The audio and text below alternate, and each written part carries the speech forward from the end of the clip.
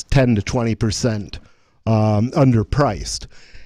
And the reason behind that, I didn't know why that was for a long time until I actually got into the business and trade of selling Bitcoin. And it was then that I discovered why there's such a huge difference between the exchange price and the street price of Bitcoin. And I believe the reason is that basically the banks are blockading the exchanges. Okay, in order to for the price of Bitcoin on the exchanges, and I'm talking about all cryptos here. I say Bitcoin, but I never actually use BTC. But in order for the price on the exchanges to rise, one of two things has to happen. Well, two of two things has to happen, actually. Money has to, or dollars need to go to the exchange, and Bitcoin needs to come off the exchange. The problem is what I discovered when I started moving a significant quantity of Bitcoin is that as soon as you start making any serious moves toward sending money to the exchange or taking Bitcoin off the exchange, the banks and the exchanges themselves will shut your accounts down. They will, I mean, I've probably applied for 15 exchange accounts that would have been fiat tradable, where I could send them fiat and get Bitcoin back. I have literally never been approved for one of these accounts, and I don't have a bad credit history, particularly. I've checked my check-free recently. I don't have problems with check-free. Check systems. So the question is, why does every bank and every exchange, without even having any knowledge of me, not want to trade with me? My guess is that, well, I think there's two things going on. The first thing is the FBI snooping around my life. That's not speculation. That's not speculation. They, They've been snooping around your life and my life for years. Yeah. Yeah, absolutely. And you know, I've had the FBI, you know, they used to tell me I was paranoid when I said I thought the FBI was watching me, and then the FBI came and arrested me, and I was like, yeah. Well, not so much. I wasn't really that pleased, but I was. It's not paranoia when they're really out to get you. So I think the FBI has some contribution to it. But I also think that this is a general business practice of the banks. The banks don't want us to know the true price of Bitcoin or the true price of gold. And so they are going to make it as hard as possible to exchange Bitcoin and to exchange gold. The exchanges are more in the Bitcoin business, but as they get sucked into know your customer hell and form relationships with the bank, they're becoming almost as difficult to do business with as the banks are. I have accounts shut down with they won't even tell you why. It's a big secret. You know, same bullshit I get from the banks. And so I've been trying to think that the root of this problem is that we who are in the Bitcoin business are trying to do business with people who don't want to do business with us.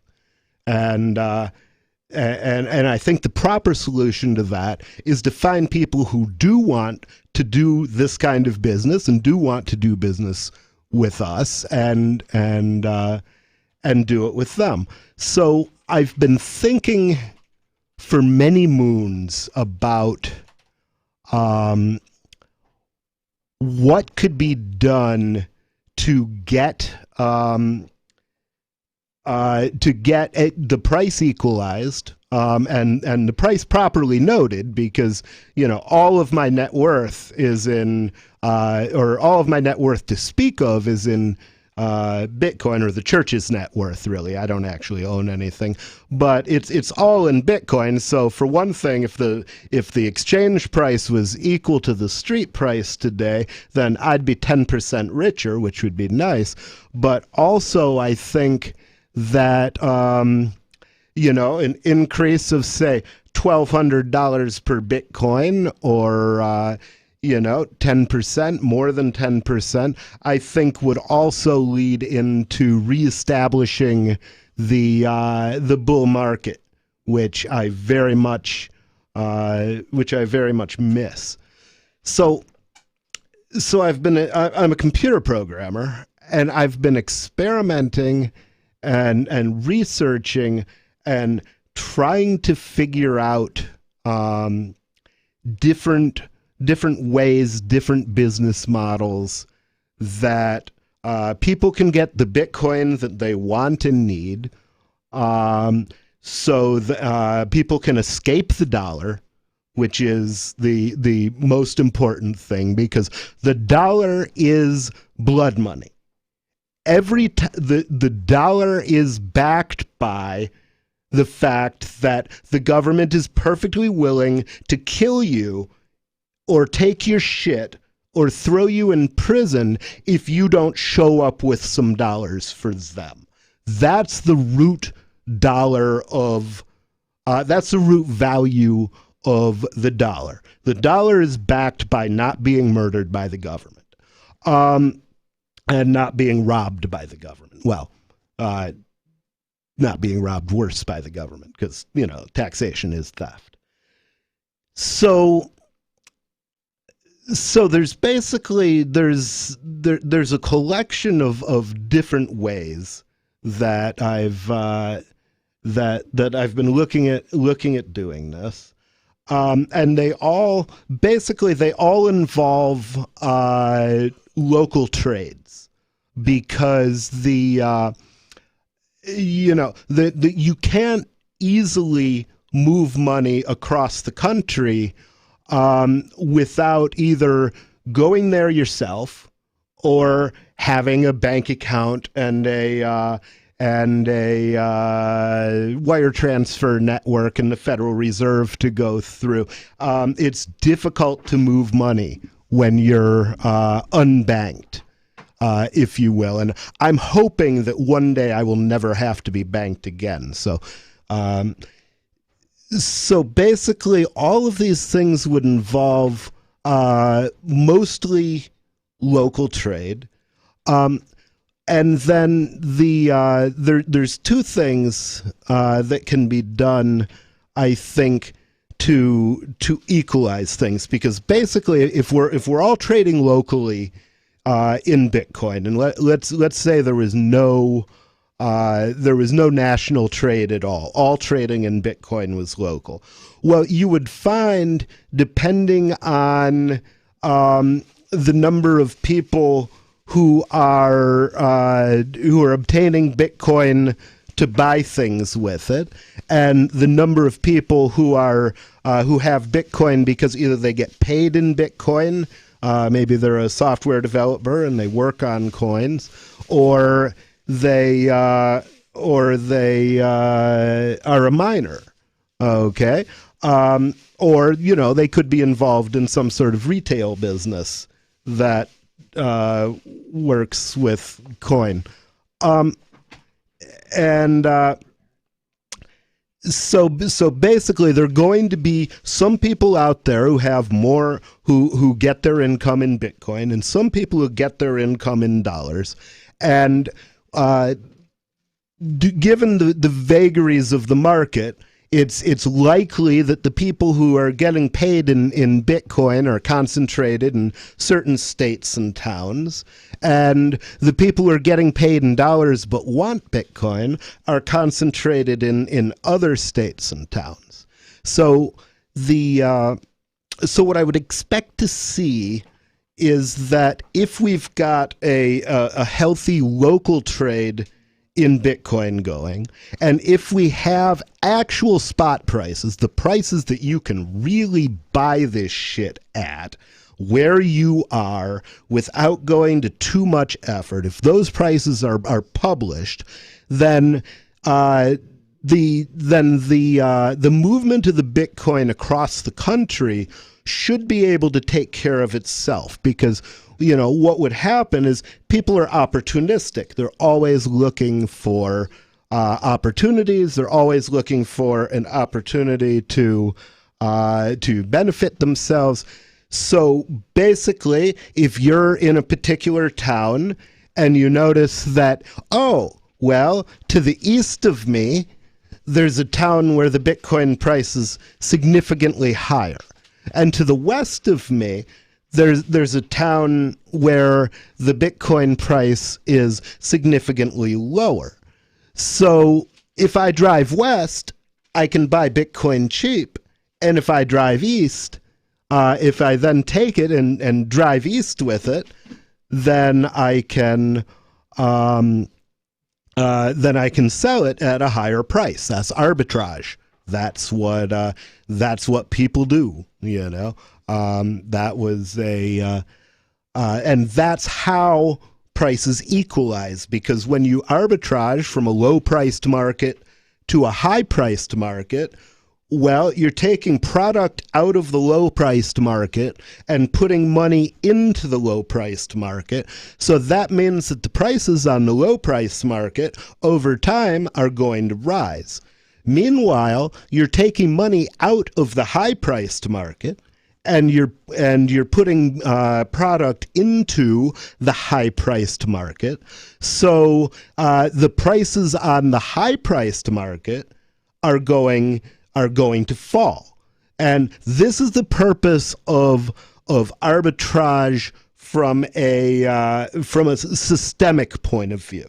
And back in the day, I worked for Citibank. I was a computer programmer, and we were specifically writing software systems that traded in stocks and bonds. They wouldn't do gold to save their life, but I tried to talk them into it. But anyway, we were working on stock trading systems, so we had a lot of time to talk about how markets work and the importance of that to our business. And I've always been an economics enthusiast, and one of the things that I concluded from my time there is that if you want to recognize a good investment strategy should basically make all of your trading partners happier.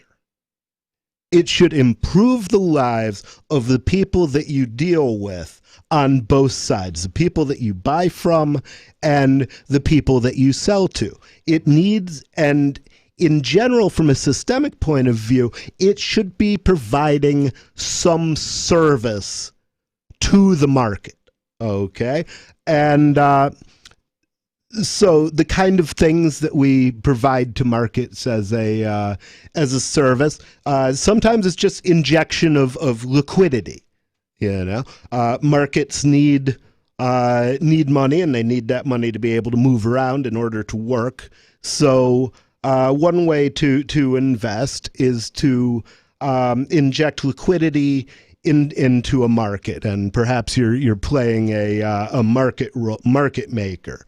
So basically, you buy coin at one price and you sell it at another. Well, the advantage the market gets from your work is it becomes more liquid. It's easier to buy and sell on that market, and by making the market work better, you can make money. Some people make money in the market by knowing things.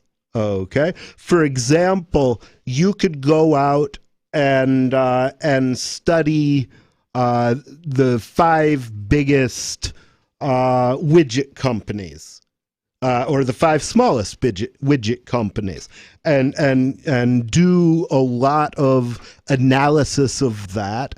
And by doing so, you would be able to come to a prediction, hopefully, of which of these companies are going to do well and which of these companies are going to do poorly.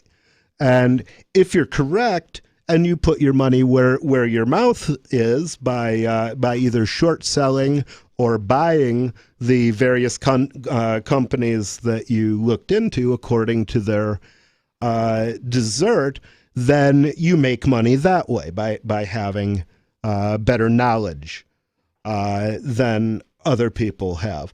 Another thing that goes on is futures markets.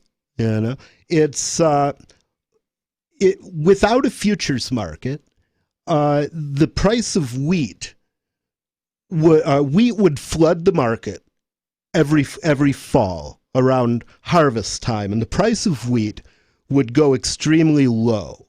And so people would eat up all the wheat because it's cheap. And once they'd eaten up all the wheat, the price of wheat would rise again, and now it would rise above its natural level, because there isn't going to be any more wheat available until next year. So basically, the futures market gives you an opportunity, if you know that that's the natural pattern of the wheat market. It's expensive at planting time and cheap at harvest time. Then basically you can buy up some of that wheat when it's cheap and just put it in a warehouse and hold on to it until everybody else has eaten their wheat. And then you start selling the wheat off, and lo and behold, if you time it right, you should get a higher price for your wheat than you paid.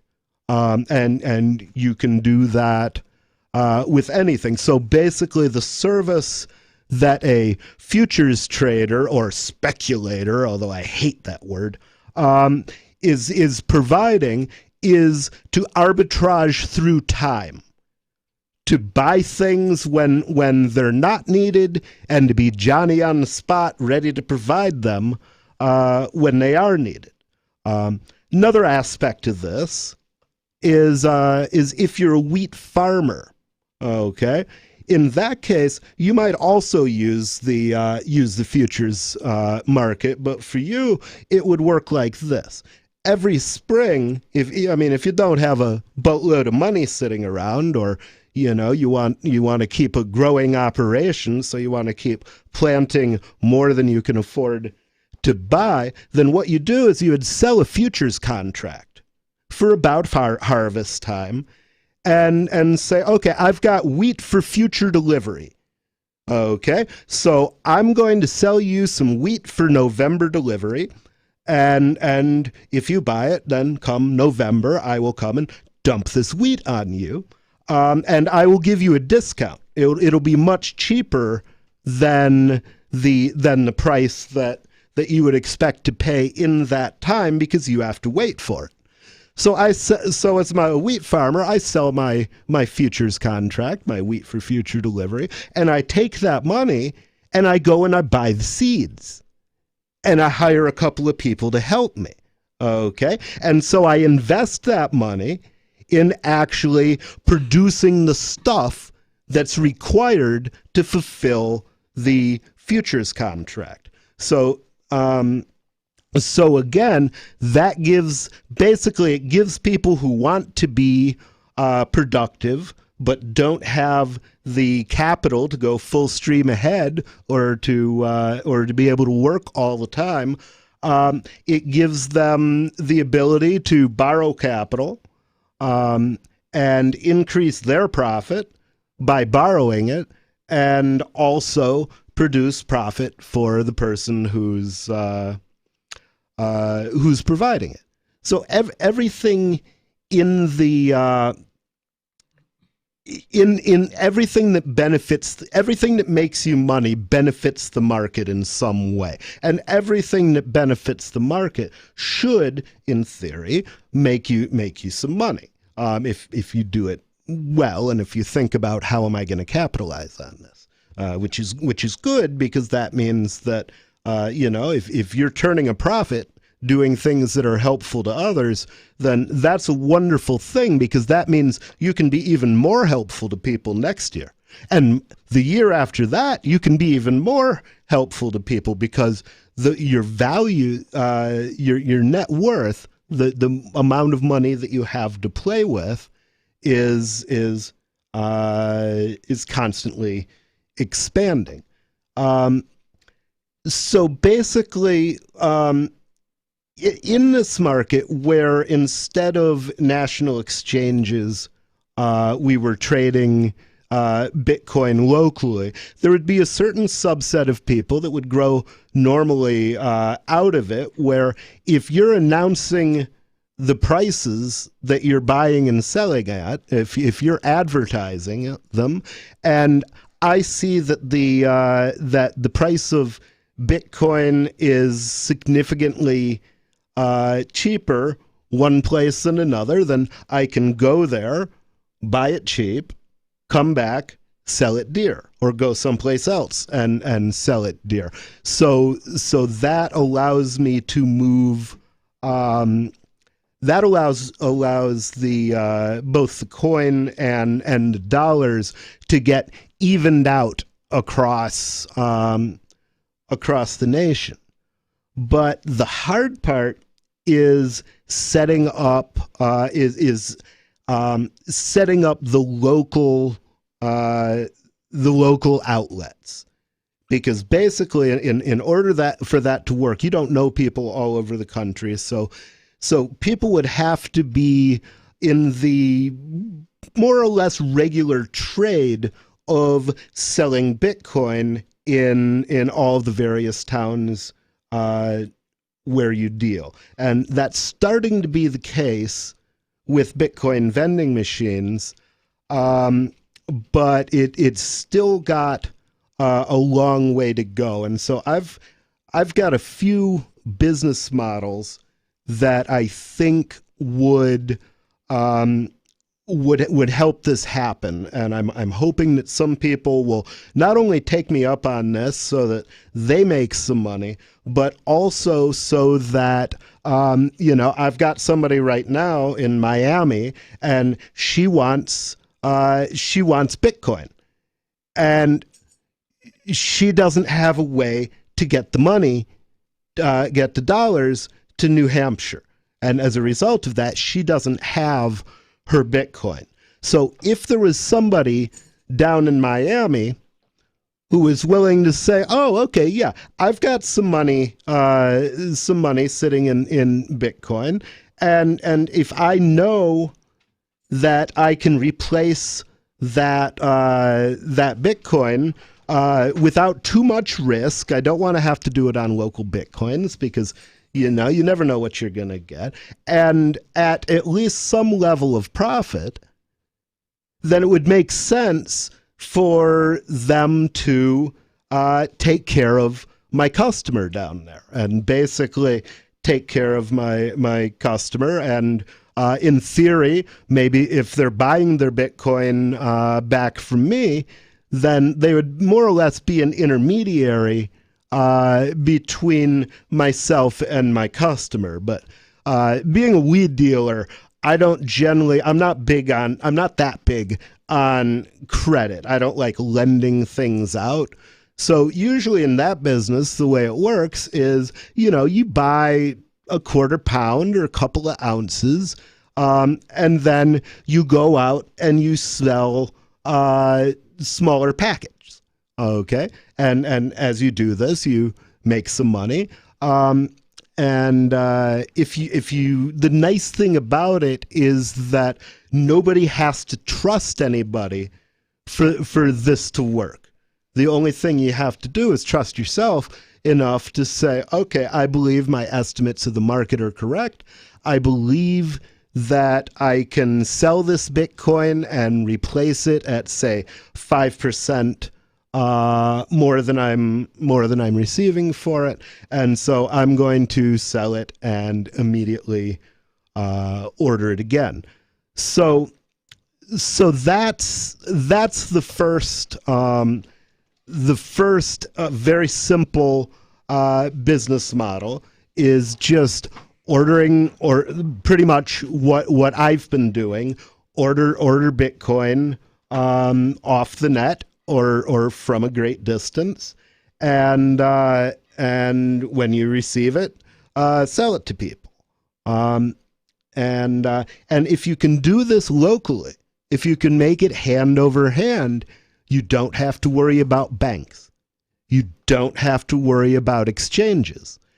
And if you're publishing the prices at which, if you're publishing the prices and the volume locally, then that gives us another important thing, a very important thing, which is accurate knowledge of the value of Bitcoin, or your favorite cryptocurrency, and that is really important, because if I'm right and the price of Bitcoin is being underestimated by 10 or 20%, then every time you make a purchase with it, you're paying 10 or 20% too much. So that's the first very simple way to do it. Now, the problem with meeting people in person to buy and sell Bitcoin is a different kind of risk, which is, although I've been defrauded a number of times doing business over the internet. I've never been at any particular physical risk while doing that. I'm safe as houses, sitting in my house dealing with people over the net. If they take me, I lose money, but I don't lose my life. Now, if you're doing large Bitcoin transactions in person, then there's always a risk that somebody is going to say, oh, well, yeah, I can't get his Bitcoin unless I know his password, but, I'll bet if I started cutting his fingers off, he'd give me his password before I was even halfway done. And it's probably accurate, because, I'm a computer programmer. I need my fingers. So for larger transactions, there's a couple other options. The first thing is to have some kind of a safe house where you're able to trade. And so the safe house would be operated by somebody who basically, he's got a house and he lets people meet up and do their private deals in his house, and he takes a fee, probably a percentage, for doing this, and he keeps a few guns and a few armed friends around, so that at least while you're in the middle of doing the trade, you've got his protection. And nobody has an opportunity to cut your fingers off.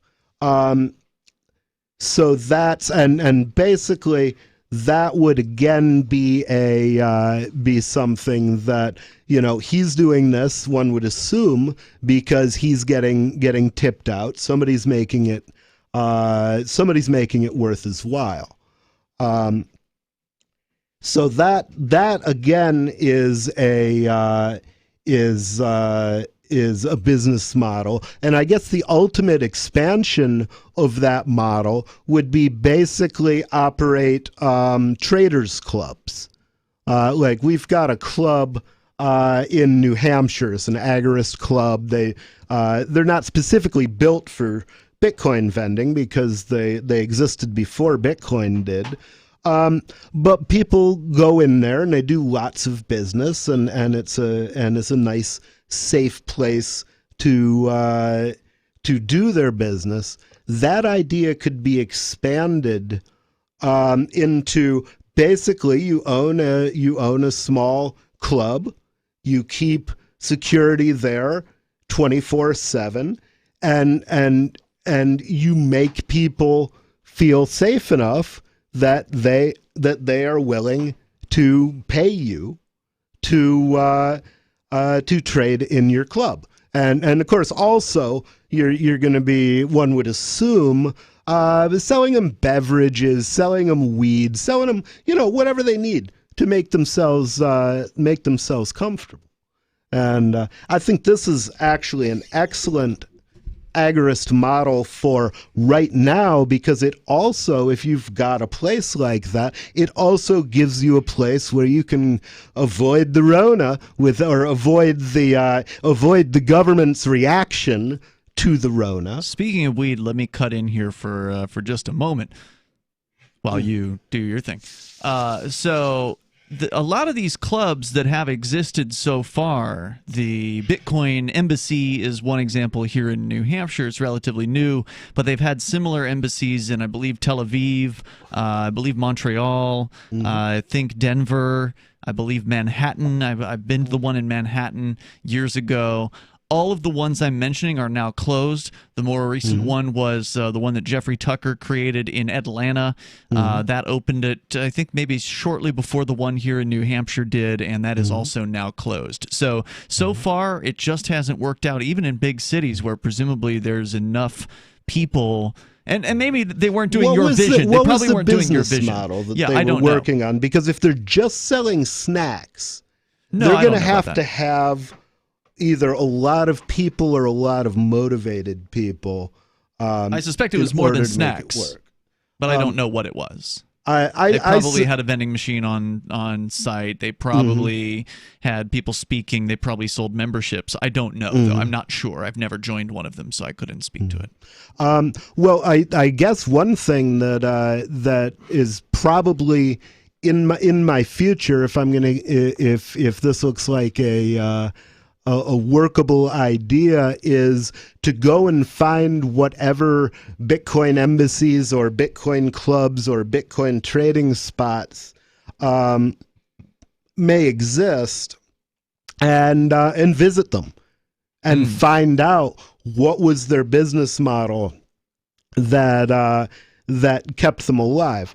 But if I've got $1 million of trade going down in my club, then I don't have to take a very big percentage of that. A fraction of a percent would probably be enough to make it worth standing behind the bar, or if I get rich enough that it's not worth it for me anymore, hiring somebody to stand behind the bar. I want to correct what I said earlier. Bitcoin Embassy Tel Aviv is still around, it appears. They do still have a website.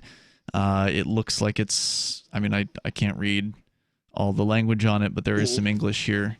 And so it looks like they meet every Sunday there at the embassy in Tel Aviv, but a lot of these places have shut down. Could you send me a pointer to their either an email address or a URL for them? Sure. So on Telegram. Okay, groovy. And if you're in the audience tonight, I realize it's unusual. I've just been holding forth monologuing tonight, but oh well, it's you've been doing a good job. It's what I need. I'm only to breaking do. in so you can inhale that thing. Yeah. Okay. Groovy. well. Speak among yourselves for a moment while I do some drugs.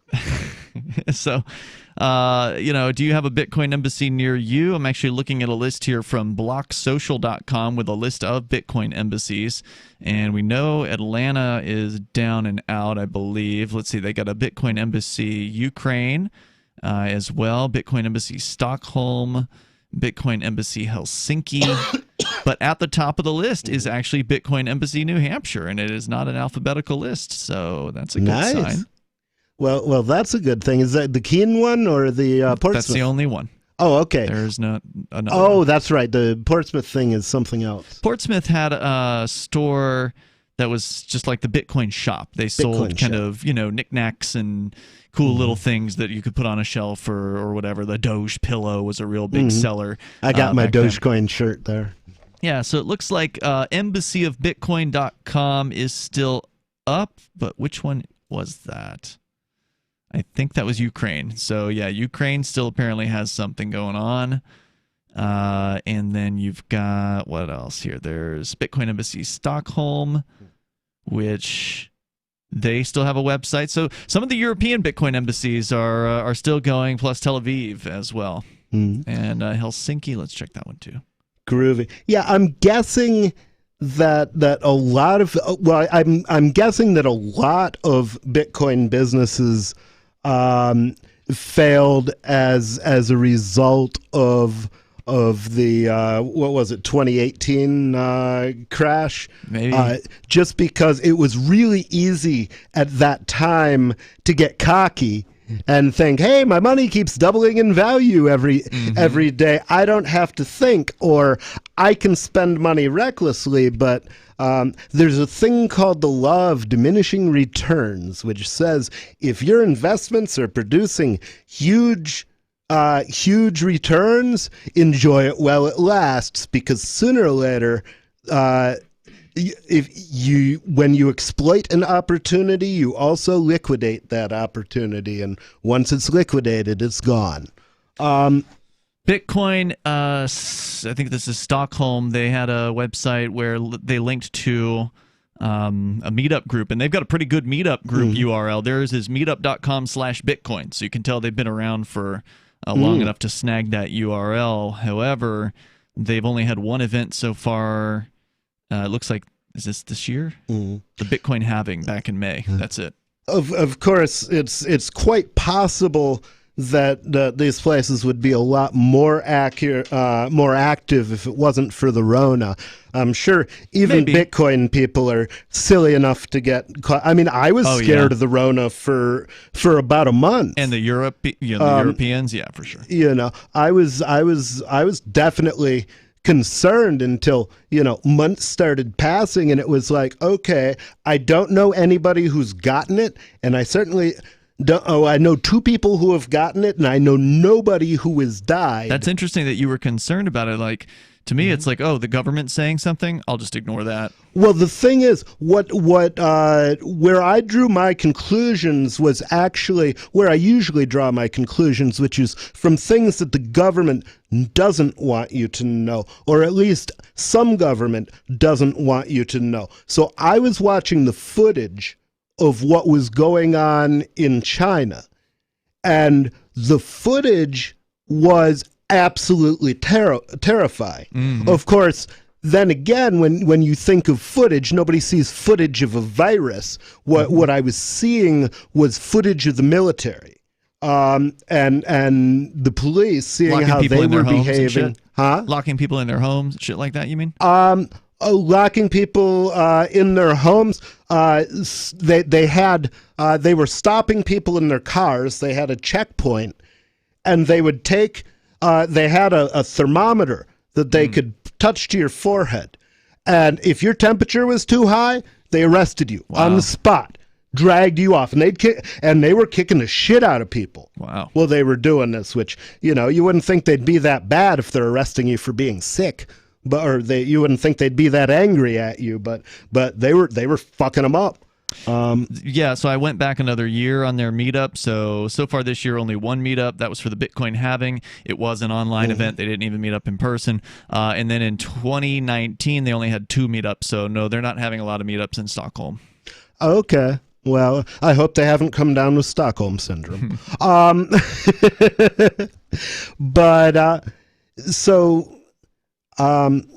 I do think it's a viable model if you're in an area with a sufficient number of agorists, people who would actually enjoy hanging out there. And of course, being in New Hampshire, I'm in such an area, and if you're not in such an area, you might want to think about moving up here, because you don't know what you're missing. It's absolutely great to have agorists around. So anyway, I still think that the Agorist Club in general, and specifically with the added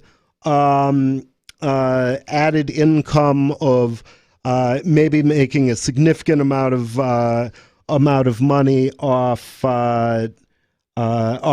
traders, basically providing security and mediation services for traders. I do think that remains a valid model. And as more and more people get into Bitcoin and start using Bitcoin, I think that kind of place will become a lot more popular, especially if, especially when the government doesn't want you to go outside at all. The nice thing about an agorist club is they don't shut down when the government tells them to. So that's basically two business models. Okay.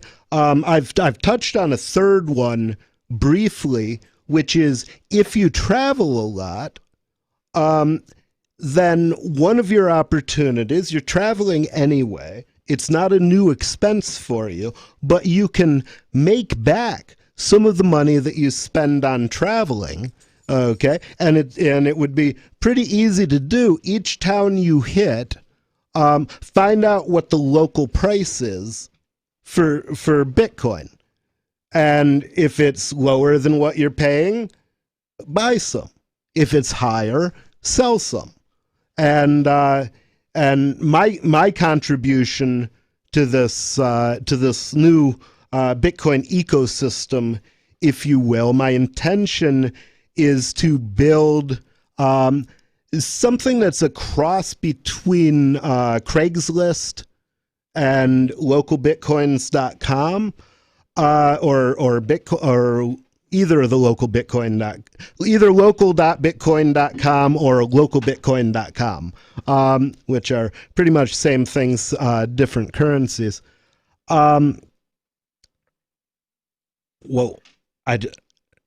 Can anybody remember what the last thing I said was? You were talking about Bitcoin or localbitcoin.com or I think it's actually local Bitcoins. I don't know if they own the singular. Yeah, it is localbitcoins.com and local.bitcoin.com. Those are competitors, yeah. And there's another. And Agoradesk. I like Agoradesk. Yeah. Have you seen that one? I have not. Well, I mean, it's got a great name, number one, but they've done a really good job of doing what Local Bitcoins does without all the KYC, know your customer requirements. In fact, there are none on Agoradesk. Nice. So they're doing the same. They're doing it like the old Local Bitcoins used to be. Well, and they sell Monero. That's actually real similar to what I'd like to do, and I don't. I wouldn't mind starting it out over markets like that, but Agoradesk.com. Oh, Agoradesk.com. Yeah, okay. I found them. Groovy. Let me telegram that to myself. Yeah, I found them because I was looking at a list of websites on the darknet, and they have a website for selling Monero that is accessible through Tor. And so I went there through Tor for the first time. I found out, well, turns out they actually have ClearNet sites for people to access through the regular internet as well. So one of them is called localmonero, I believe, .co. And then this one, the main site name is Agoradesk, agoradesk.com, A-G-O-R-A desk.com. Oh, okay. Okay. They're trying specifically to compete with local Bitcoins. And the site's great. It works good. It's snappy. It looks good. It's easy to use, and it's got Monero, so you can sell or buy Bitcoin, BTC, or Monero, which is great. Nice. Yep. Nice. And of course, all of those business models are. I mean, there's a lot of ways to make coin to make money basically in the Bitcoin market, providing market services. And a lot of them already exist that you can do over the internet without leaving your home. The only problem is that at some point, with any currency, the place where the rubber meets the road is when you trade the currency for goods and when you trade goods for the currency. And if that,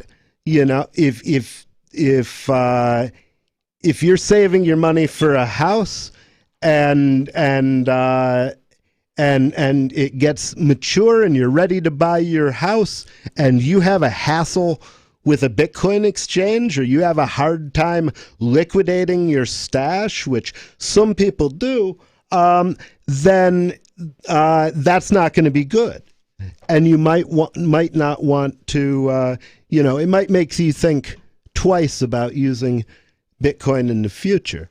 There's a collection of other business model. Okay, that's what I was saying. That basically, I was planning on setting up a website similar to Craigslist for both Bitcoin and precious metal.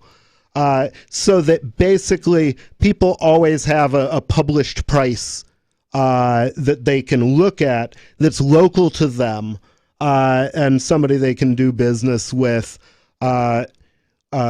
directly. So basically, basically collecting information from the ads would allow me to know what people are actually spending their money, or how much they're actually getting for Bitcoin.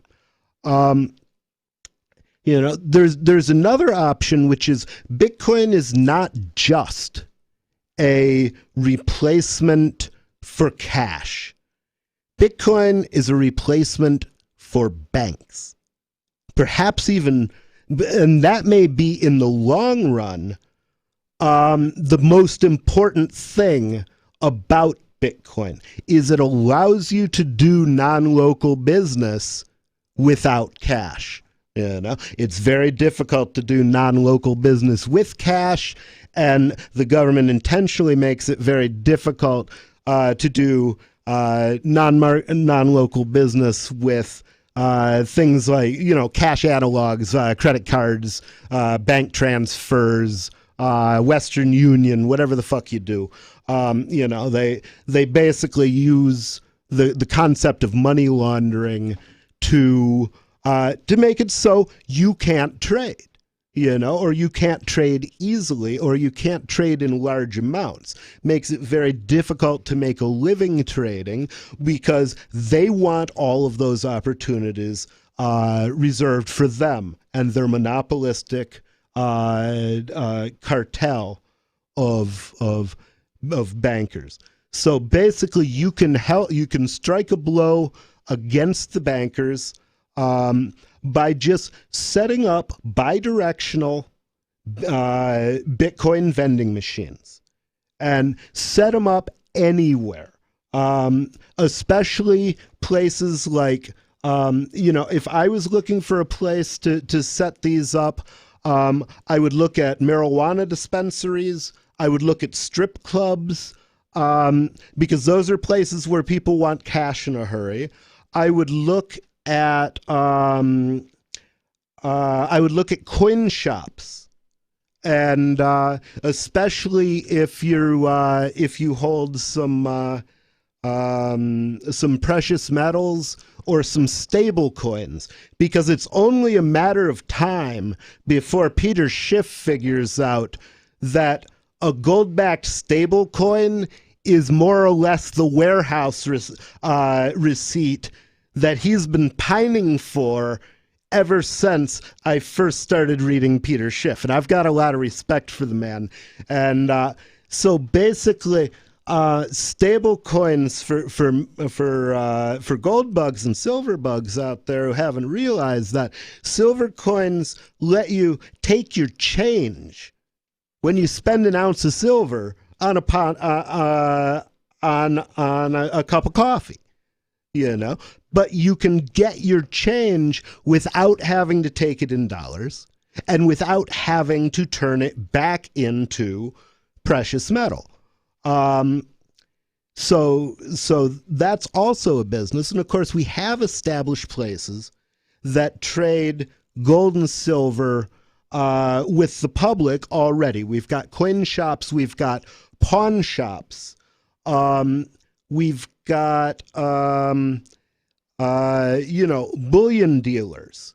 If a bullion dealer if you're a bullion dealer and you're listening to this, please offer a stable coin. To put it in a model you'll understand, it's a gift certificate. You've made the sale when the coin leaves your shop, and if it continues to sit there, who cares? Okay. So, the Peter Shifts of the world do have a place for Bitcoin. But the most important thing is cryptocurrency cannot replace banking until you know where to find a teller to make a withdrawal when you need to pay the rent. And it will not replace banking until you know that the price that teller charges you is not going to be exorbitant. Hopefully, eventually, this will be cheaper than dealing with a bank ATM. But okay, so the last thing about banking is people need to be able to get their money out and put it in. And yes, there are some people who want their bank accounts denominated in dollars, but those people are stupid. I've always wanted a gold denominated bank account. And now, with the advent of crypto, I can have one under my very own control, under my very own wallet, assuming I'm not, one of the lucky ones who happens to be holding it when somebody goes busts. So those, let's see.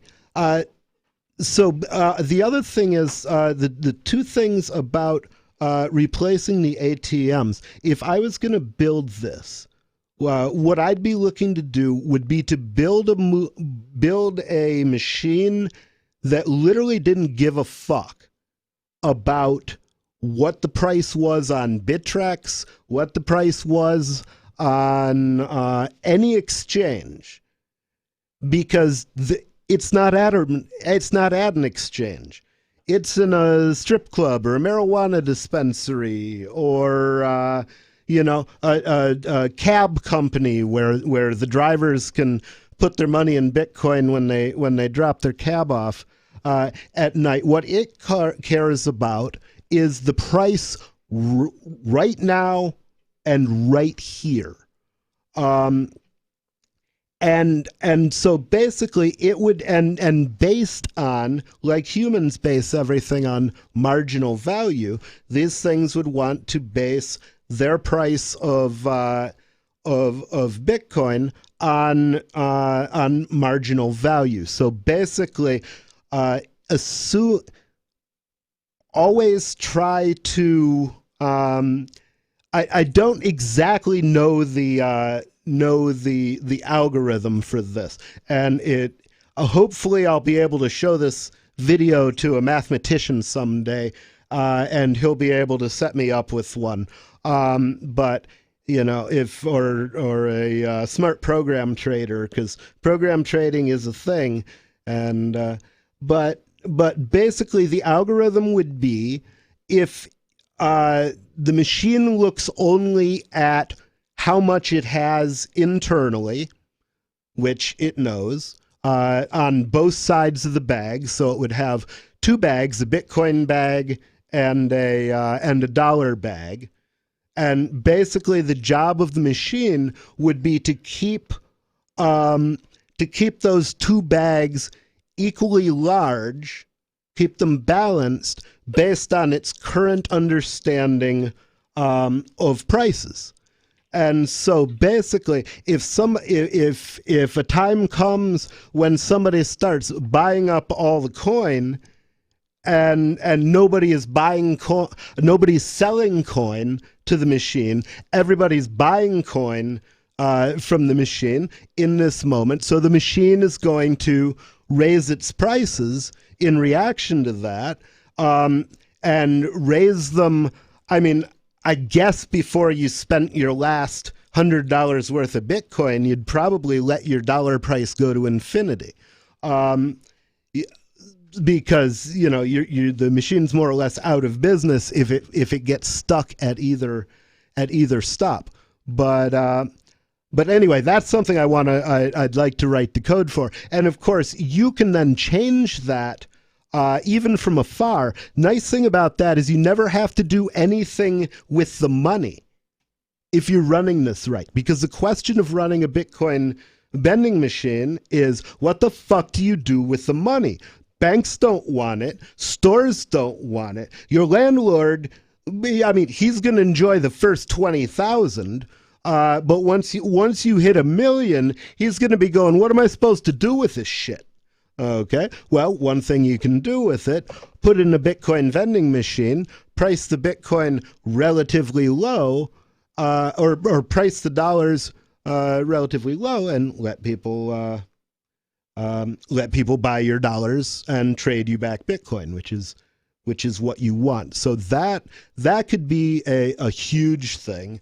And then also, if you've got a network of these machines, it could be very useful, because let's say, for example, that one of your machines is in the steel mill, okay? And so you got a lot of guys who are getting paid in cash. Okay, no, it's at a carnival. So you've got a lot of guys who are getting paid in cash. They may not want to carry the cash around, but there's a Bitcoin vending machine traveling with them. Well, when they get paid, they would deposit a bunch of money in the Bitcoin ATM, and they'd use that to make payments, buy things on the internet, or send to their friends. The same way you use Cash App. But there's also one in a strip club. Okay, at the same time. Now, the strip club has some of the same thing, because the strippers are buying in. But what's more common at the strip club, I'm guessing this, I haven't done it, is that some guy comes in there on a little bit drunk or a little bit on cocaine, and he gets really excited, and he wants $10,000 so he can get the stripper to go home with him. You know, so I think it's likely and a lot of the money that went to the strippers, if we're successful in defeating the banking cartel, would come directly from that machine. So they're depositing their earnings, might not raise it. So basically, you've got two Bitcoin vending machines in different circumstances in the same town, and one of them's always running out of Bitcoin, and the other one's always running out of dollars. Well, no problem. All you need to do is go to the one machine, take dollars out, and then go to the other machine and put them in. You know, so again, it's all about finding balance. The other thing that's great about this business model, though, is imagine that these things were like slot machines in Vegas, where, you know, there's one in every convenience store, there's one in everywhere. Well, at that point, they become almost completely maintenance free, because basically, if people notice that your sell price is much lower than the guy across the street, well, they're going to come and they're going to buy Bitcoin from you, and they're going to sell it to him at a profit. And they're going to keep right on doing that until it stops being profitable. So basically, these are employees who you've never met, who you're not responsible for, and whom you don't have to trust. So, you know, all they're doing is capitalizing on the reality. And of course, you're making that easy for them by sending a feed from your Bitcoin vending machine. And then the last thing I'm going to get into about business models is there's also going to be the large quantity distributor, because if you're buying $100,000 in Bitcoin at a swap, or you're buying $10 million in Bitcoin at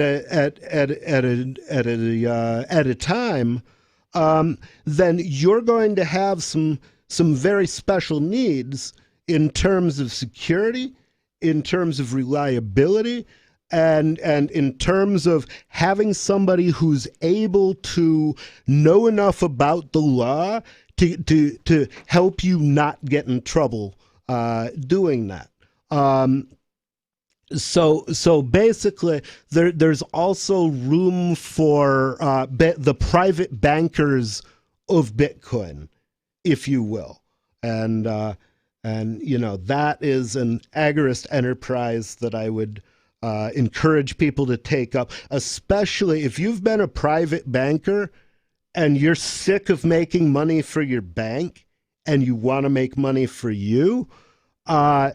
Getting people in and out of crypto is definitely an opportunity. Really, crypto and metal, because my goal is going to be that I don't touch dollars. I trade back and forth between crypto and metal, and if I get dollars, it's from some poor schmuck who didn't do it sooner, and all I'm going to do is yeet those bastards the first time I can find something of real value. So basically, those are some ideas of what I think this economy would look like, and I talk about it because, and I'm rambling. I know I'm rambling, but if it's worth making sense of, you'll make sense of it.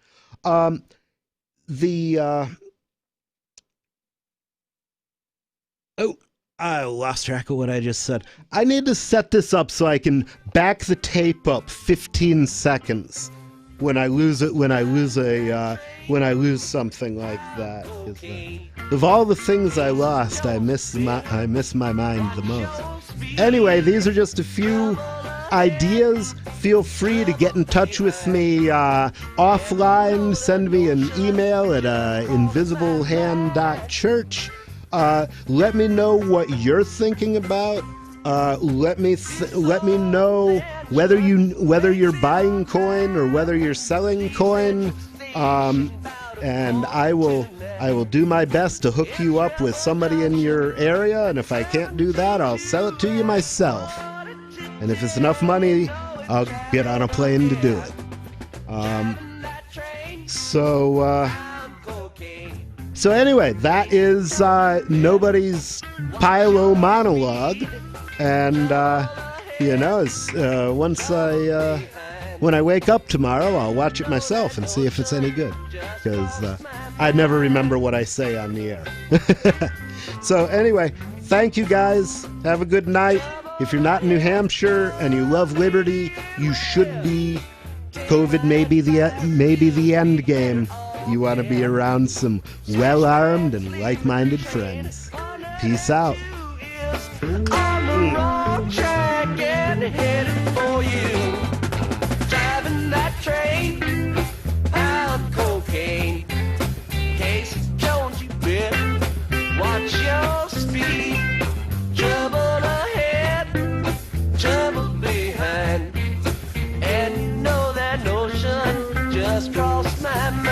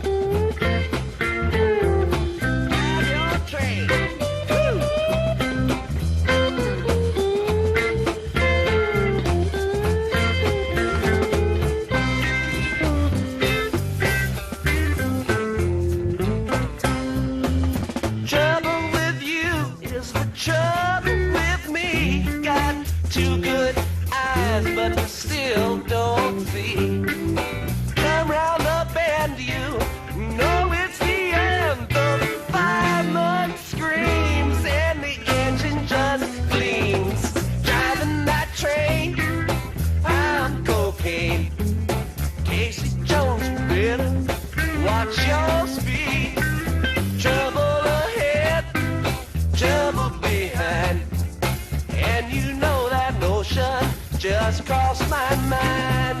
Driving that train, I'm cocaine.